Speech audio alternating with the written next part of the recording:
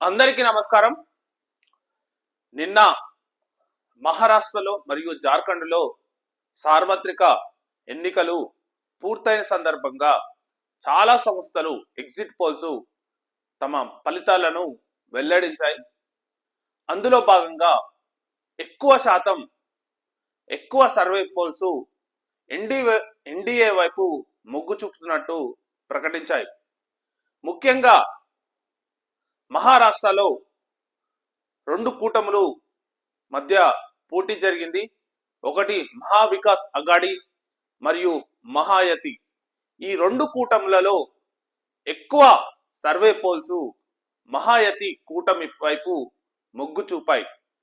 మహాయతి కూటమిలో ప్రెసెంట్ గా ఏక్నాథ్ షిండే, బీజేపీ మరియు అజిత్ పవార్ యొక్క ఎన్సిపి పార్టీ, ఈ మూడు పార్టీల కూటమి గెలుస్తున్నట్టు, మహారాష్ట్రలో మరొకసారి అధికారం చేపట్టనున్నట్టు చాలా సర్వే పోల్స్ వీటికి మొగ్గు చూపాయి. మరియు జార్ఖండ్ లో అయితే ప్రజెంట్ గా ఉన్న ముఖ్యమంత్రి హేమంత్ సోరెన్ ఓడిపోబోతున్నట్టు, అక్కడ కూడా బీజేపీ మంచి మెజారిటీతో విజయం సాధించబోతున్నట్టు ఎగ్జిట్ పోల్స్ ప్రకటించాయి. కానీ ఎగ్జిట్ పోల్స్ లో ఒక విషయం ఏంటంటే, మొన్న రీసెంట్ గా కూడా హర్యానా ఎలక్షన్స్, జమ్మూ కాశ్మీర్ ఎలక్షన్స్ జరిగాయి. కానీ హర్యానా ఎలక్షన్స్ లో చాలా survey poles, even republic survey poles కూడా హర్యానాలో బీజేపీ ఓడిపోబోతున్నట్టు చెప్పాయి. కానీ అక్కడ అనూహ్యంగా బీజేపీ బంపర్ మెజారిటీతో గెలిచి మళ్ళీ అధికారం చేపట్టింది. ఇక్కడ సర్వే పోల్స్ మీరు ఇక్కడ చూస్తే చాణక్య స్ట్రాటజీస్, చాణక్య చాలా క్రెడిబిలిటీ ఉన్న సర్వే సంస్థ. ఈ సర్వే సంస్థ మహాయుతి కూటమికి 150 నుంచి 160 వరకు, ఎంవిఈ మహా వికాస్ అఘాడికి 130 నుంచి 138 వరకు ఇచ్చాయి. అంటే దాదాపు చాలా తక్కువ రేంజ్ లో ఇచ్చాయని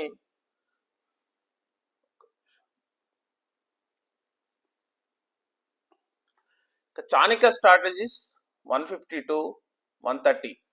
ఇంకా దైనిక్ భాస్కర్ కూడా ఎన్డీఏకే మొగ్గు చూపాయి.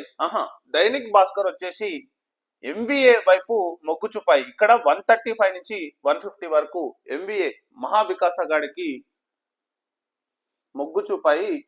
మరాఠీ రుద్ర కూడా ఈక్వల్ గా ఇచ్చాయి.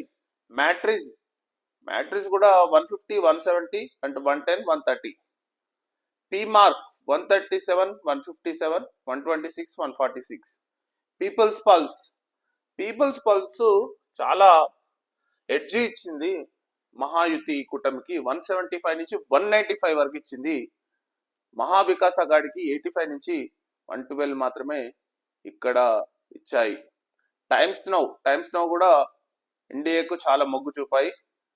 సో మేజర్ గా ఇక్కడ చూస్తే ఏంటంటే, ఎన్డీఏ వైపు చాలా సర్వే సంస్థలు మొగ్గు చూపాయి. కొన్ని సంస్థలు మహా వికాస్ అఘాడి వైపు కూడా మొగ్గు చూపాయి. కానీ ఇద్దరి మధ్య తేడా మాత్రం చాలా నారో ఎర్రర్ గా ఉంది, అంటే చాలా తక్కువగా ఉంది. ఇప్పుడు సపోజ్ మీరు ఇక్కడ చూస్తే చాణక్య స్ట్రాటజీస్ చూస్తే మహాయుతికి 150 నుంచి 160 వరకు, ఎంవిఏకు అంటే మహా వికాస్ అఘాడికి 130 నుంచి 138. అంటే అంతగా గ్యాప్ అనేది ఏం లేదు. కానీ మరి చూడాలి, 23 తారీఖు రోజు పూర్తి స్థాయి ఎన్నికల రిజల్ట్స్ వెలువడబోతున్నాయి. సో ఆ రోజు ఏ పార్టీ గెలుస్తుందో, ఎందుకంటే మహారాష్ట్ర అనేది అన్ని పార్టీలకు, కాంగ్రెస్ పార్టీకైనా అంటే కాంగ్రెస్ కూటమికైనా, ఇండియా కూటమికైనా మరియు ఎన్డీఏ కూటమికైనా చాలా ఇంపార్టెంట్ స్టేట్. ఎందుకంటే మహారాష్ట్రలో దాదాపు, అంటే దేశంలో అత్యధిక జీడిపిని ఇస్తున్న రాష్ట్రం ఏదైనా ఉందంటే అది మహారాష్ట్ర. దాదాపు 13.5% జీడిపి మహారాష్ట్ర స్టేట్ నుంచే వస్తుంది. ఇంకోటి ఏంటంటే, మహారాష్ట్రలో అంతర్జాతీయ పెట్టుబడులకు సంబంధించి చాలా విషయాలు ఆ రాష్ట్ర ముఖ్యమంత్రితో సంబంధమై ఉంటుంది. కాబట్టి ఎందుకంటే దేశం కూడా ఏదైనా ప్రాజెక్ట్స్, సపోజ్ ఇప్పుడు bullet train project Ahmedabad to Mumbai ఒక ప్రాజెక్ట్ చేపట్టింది. అప్పుడు ఎప్పుడైతే మరి ఆ, ఆ, ఉద్ధవ్ థాక్రే సీఎం, కొన్ని రోజులు ఉద్ధవ్ థాక్రే సీఎం గా చేశాడు కొన్ని రోజులు శివసేన నుంచి, కానీ ఆ ప్రాజెక్టును ఆపాడు. సో సెంట్రల్ గవర్నమెంట్ అంటే బీజేపీకి కూడా కొన్ని ఇంపార్టెంట్ ప్రాజెక్టులు కంప్లీట్ కావాలంటే కంపల్సరీ మహారాష్ట్రలో ఎన్డీఏ ముఖ్యమంత్రి ఉంటేనే ఇది సాధ్యమవుతుందని చెప్పి నరేంద్ర మోడీ మరియు అమిత్ షా ఆ రాష్ట్రంలో చాలా కాన్సన్ట్రేట్, చాలా సభలు కూడా నిర్వహించారు. సో దాని ఫలితం ఇప్పుడు ఎగ్జిట్ పోల్స్ సర్వేస్ కూడా ఎన్డీఏ వైపు మొగ్గు చూపుతున్నట్టు తెలుపబోతున్నాయి.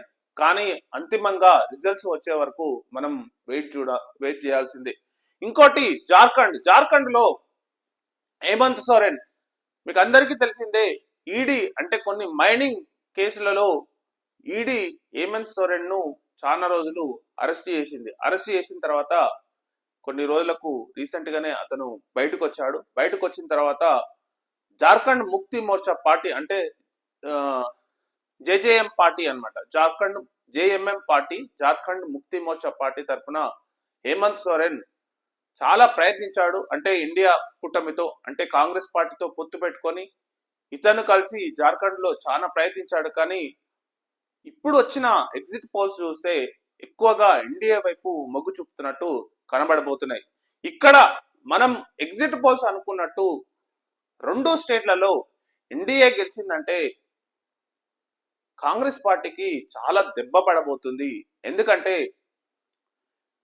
మామూలుగా ఇప్పుడు దేశం మొత్తం ఎంపీ ఎలక్షన్ల తర్వాత నరేంద్ర మోడీ పాపులారిటీ తగ్గిందని చాలా మంది అనుకున్నారు. ఎందుకంటే ఎన్డీఏకు అప్పుడు పూర్తి స్థాయిలో కేవలం 240 సీట్లు మాత్రమే వచ్చాయి. కాంగ్రెస్ పార్టీ కూడా దాదాపు 200 దాకా సీట్లు కూడా కాంగ్రెస్ పార్టీకి వచ్చాయి. సో చాలా మంది అనుకున్నది ఏంటంటే నరేంద్ర మోడీ పాపులారిటీ తగ్గిపోయింది అని అనుకున్నారు. కానీ ఇక్కడే రాజకీయం బాగా తెలిసిన వ్యక్తి నరేంద్ర మోడీ, ఇంకా రాజకీయం రాహుల్ గాంధీకి ఇంకా అంతంత మాత్రమే తెలుసు. ఇక్కడ గమనిస్తే ఎప్పుడైతే తన పాపులారిటీ తగ్గిపోయిందని దేశం మొత్తం అనుకున్న సమయంలో నరేంద్ర మోడీ రివైవ్ చేసుకుంటున్నాడు. మొన్న హర్యానా ఎలక్షన్ లో బంపర్ మెజారిటీతో అక్కడ రివైవ్ చేసుకున్నాడు. ఇక్కడ మహారాష్ట్ర మరియు జార్ఖండ్ ఎలక్షన్ లో కూడా అతని పాపులారిటీ ఇంకా ఉందని నిరూపించుకోవడానికి ఆ ఎలక్షన్లను ప్రెస్టీజియస్ గా తీసుకొని ఆ ఎలక్షన్లలో ఇప్పుడు ఎగ్జిట్ పోల్స్ సర్వే ప్రకారం ఎన్డీఏ వైపు మొగ్గు చూపుతున్నట్టు కనబడుతుంది. కానీ ఇక్కడ రాహుల్ గాంధీ ఎప్పుడైతే తన పాపులారిటీ పెరిగిందని అనుకున్నారో దాని కంటిన్యూటీ చేయలేకపోతున్నాడు. ఇక్కడే అతని పార్టీకి సంబంధించిన కార్యకర్తలు, కొందరు నాయకులు, ఎస్పెషల్లీ మహారాష్ట్రలో కాంగ్రెస్ నాయకులు చేసిన కొన్ని తప్పిదాల వల్ల ఆ కూటమి అనేది ప్రజలకు, మహారాష్ట్ర ప్రజలకు మహా వికాస్ అఘాడీ కూటమి అనేది చీలిపోయి, అక్కడున్న పార్టీలు చీలిపోయి ఒక కూటమి కట్టడం వల్ల ఆ పార్టీల మీద నమ్మకం అనేది ఆ ప్రజలకు సరిగ్గా లేకపోవడం వల్ల దాన్ని రివైవ్ చేయలేక రాహుల్ గాంధీ ఇక్కడ ఇబ్బంది పడుతున్నాడు. సో నరేంద్ర మోడీ ఏదైతే కోల్పోయింది అని అనుకున్నాడో దాన్ని రివైవ్ చేసుకుంటూ ప్రతి స్టేట్లలో తన ప్రభావం చూపిస్తూ ముందుకెళ్తుంటే రాహుల్ గాంధీ కొంచెం వెనకబడిపోతున్నాడు. సో ఇది మేజర్ గా మహారాష్ట్రకు సంబంధించిన ఎలక్షన్స్ సంబంధించిన న్యూస్ అన్నమాట. సో ఇంకోటి వచ్చేసి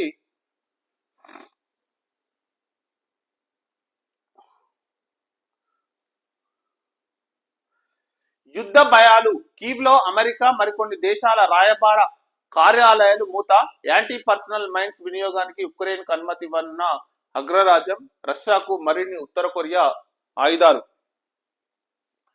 నేను నిన్న కూడా ఒక వీడియో చేశాను. సో అందులో మేజర్ గా బైడెన్ తీసుకున్న నిర్ణయం అనేది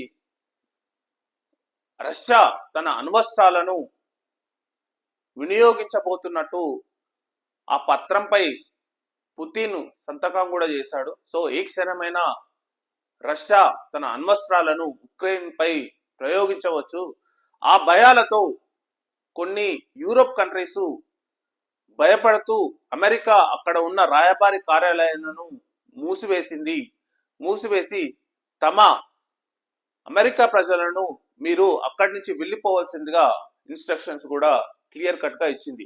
అక్కడున్న దేశాలు కూడా చిన్న పిల్లలకు ఆహారం, వివిధ రకాల వస్తువులు కానీ ఏమైనా ఉంటే జాగ్రత్తగా మందులు కానీ ఔషధ ఆహారం కానీ ఇంకేమైనా తినడానికి ఏమైనా ఉన్నా కానీ కేర్ఫుల్ గా ఉండాలని చెప్పి ఆ ప్రజలకు ఆ దేశాల నుంచి సిగ్నల్స్ కూడా ఇచ్చిందనమాట. సో ఇప్పుడు రష్యా ఏ క్షణమైనా దాడి చేయొచ్చు, అణ్వస్త్రాల దాడి చేయొచ్చు అని చెప్పి అందరూ అనుకుంటున్నారు.